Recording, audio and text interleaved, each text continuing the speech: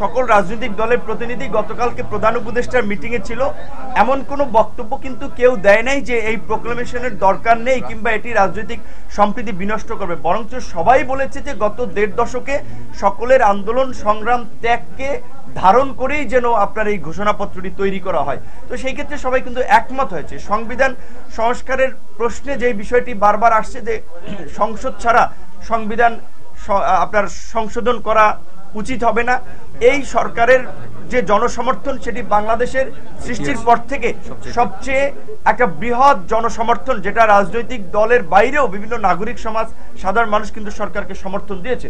একটা গণ অভ্যুত্থানের পরে পৃথিবীর বিভিন্ন দেশে সংবিধান পরিবর্তন হয়, পূর্বের সংবিধান কার্যত স্থগিত করা হয়। তো সেই জায়গা থেকে যদি ঘোষণাপত্র দেওয়া হয় তাহলে আমার মনে হয় অনেক কিছুই স্পষ্ট হয়ে উঠবে এবং আমার মনে হয় এই ঘোষণাপত্র এবং রাষ্ট্র সংস্কার নতুন বাংলাদেশ বিনির্মাণে আমাদের মধ্যে যে জুলাই গণ অভ্যুত্থানকে কেন্দ্র করে জাতীয় ঐক্য এবং সংহতি প্রতিষ্ঠিত হয়েছে সেটি কোনোভাবেই ফাটল কিংবা বিভাজনের রূপ দেওয়া যাবে না। সেজন্য সবাইকে বাক্য চয়নে, শব্দ চয়নে, কার্যক্রমে সতর্ক থাকতে হবে এবং জনগণের পালস বুঝেও কাজ করতে হবে। আমরা দেখি যে কিছু কিছু নেতাকর্মী, কিছু কিছু রাজনৈতিক দলের নেতাকর্মীদের আচরণ কিন্তু আওয়ামী ফ্যাসিবাদীদের মতোই হয়ে উঠছে। এটি কিন্তু মানুষের মাঝে একটা উদ্বেগ তৈরি করছে, উৎকণ্ঠা তৈরি করছে যে তাহলে কি এটা আবার কোন বাংলাদেশ? যদি পূর্বের ব্যবস্থা সিস্টেম বলবৎ থাকে তাহলে এই বাংলাদেশ বিনির্মাণ বা দেখার জন্য কি আমরা জীবন দিয়েছি?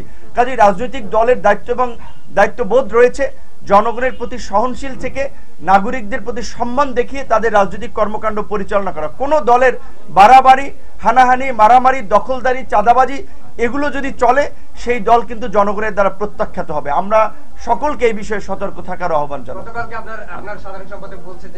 না, এটা তো এই গণ অভ্যুত্থানের স্পিড, যেই ফ্যাসিস্ট শক্তির বিরুদ্ধে আমরা লড়াই করেছি, যারা এতগুলো মানুষকে হত্যা করেছে, রাজপথে রক্ত ঝরিয়েছে, গুলি করিয়ে মেরেছে এবং বাংলাদেশকে স্বাধীন সার্বভৌম রাষ্ট্রকে একটা বিদেশি তাবেদার রাষ্ট্রে পরিণত করেছে, সেই আওয়ামী লীগের রাজনীতি করার কোনো নৈতিক ভিত্তি এবং নৈতিক অধিকার নাই। এবং আমরা আশা করি আগামী নির্বাচনে আওয়ামী লীগ অংশগ্রহণ করতে পারবে না। আগামী নির্বাচন না, শুধু এদেশের রাজনীতিতে আওয়ামী লীগের কবর রচনা হয়েছে। আওয়ামী লীগ আর এদেশের রাজনীতিতে কখনোই মাথা তুলে দাঁড়াতে পারবে না এবং এদেশের জনগণ সেই সুযোগ দেবে না।